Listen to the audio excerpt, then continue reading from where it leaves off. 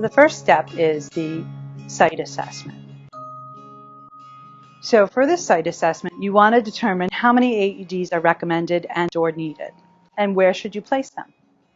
Well, when looking at your location and planning your AED needs, you want to think about go back to think about why we have an AED in the first place.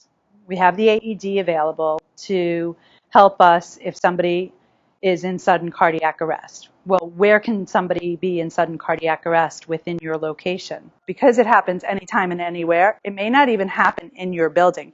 It may happen outside in the parking lot, on the road, but if your location has a clear sign that says that you have an AED, they're going to come running into your building and grab your AED and use it. And that's what you want.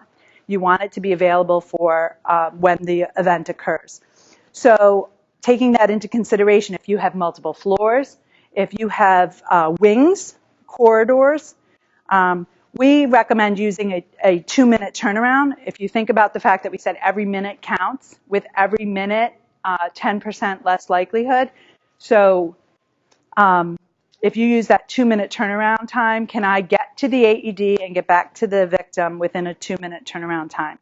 That's a good standard rule of thumb, but also you want to take into consideration if there's any physical barriers. We've worked with some locations where there's, gated areas or security clearances needed or whatever. So you just need to take all of that into consideration.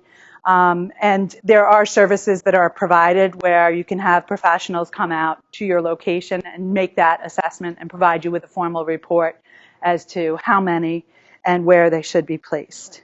You want to make sure you're not locking it up. If it's under your desk or in your desk drawer or locked up in your office, that's not appropriate and it's not serving its role. The essence of it is for public access, so it needs to be made available for the public. And your employees and yourself are considered part of that public. Most of the cabinetry options that are available, very minimally expensive, and they include an alarm and a strobe. I don't think in my many years in the business, and I don't know about Mary, but I've never heard of somebody stealing an AED. But the cabinets do have an alarm on it, so if somebody goes to get the AED, when they open the door, the alarm goes off, and that's wonderful because then that alerts everybody that there is an emergency situation occurring. And the cabinetry comes in all different shapes and sizes and finishes. If you have the funds available and want to match your decor, you could. But most likely you're going to get the standard wall cabinet with the strobe and alarm, and there are outdoor options available as well. And then you want to have proper signage as well. And that's part of the requirement for public access defibrillation. But again, where will those signs go? You want to look at that when you're doing your site assessment. We mentioned the sign on the front door, but you actually want the sign on every door that comes into your building.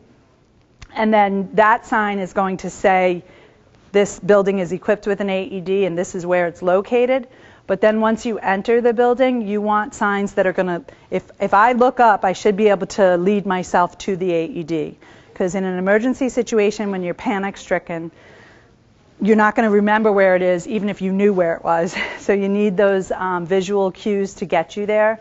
And again, the signs come in all different shapes and sizes and colors, and you can make them, they don't have to be obtrusive. And I notice them all the time. I notice AEDs and I notice signs because that's my business, but most people don't notice them until they need them. And then when they need them, they're looking for them, and that works out really wonderfully. So that's the first step in our 6-step process, site assessment.